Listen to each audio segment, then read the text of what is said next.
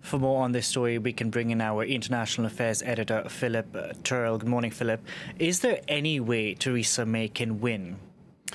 In a word, no. The polls are giving her a 6-1 chance of losing the vote late today in the British Parliament. They're due to start voting at 7 o'clock this evening. That's local time. So we should get the vote before the end of the day in the UK.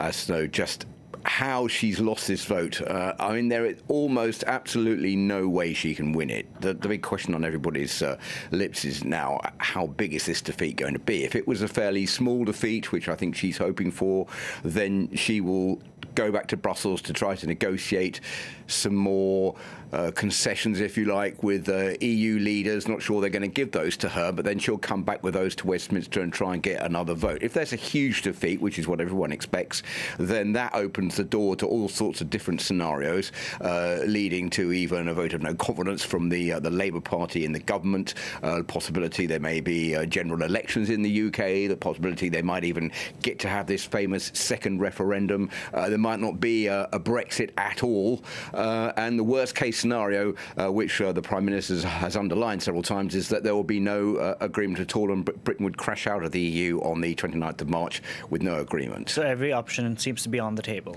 So every option is on the table, and if you look at it, this rather, dare I say it, pathetic image of Theresa May yesterday in the House of Commons, pleading with not only MPs from the opposition Labour Party, but MPs within her own party, within the Conservatives, who have said right from the start they don't want this deal. Basically, the hardline Brexiteers, who are led by Jacob Rees-Mogg, they say this deal doesn't go far enough.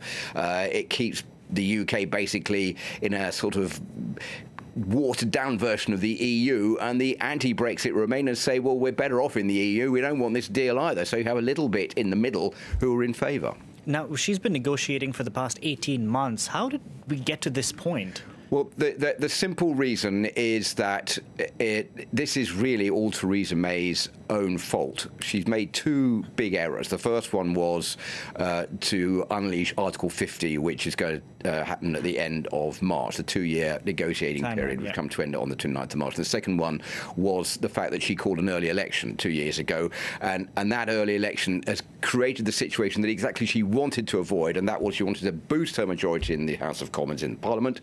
She didn't manage to do that. She wanted to boost that to make it an easy way through the Brexit process, and of course that backfired on her, and she didn't get that extra majority. She has to call in the DUP from Northern Ireland to keep her supported, and that's the mess she's in at the moment because she hasn't got the support she wants. From members of her own party as well. Philip, thank you very much for that. We'll keep an eye out on what happens in Westminster later on today.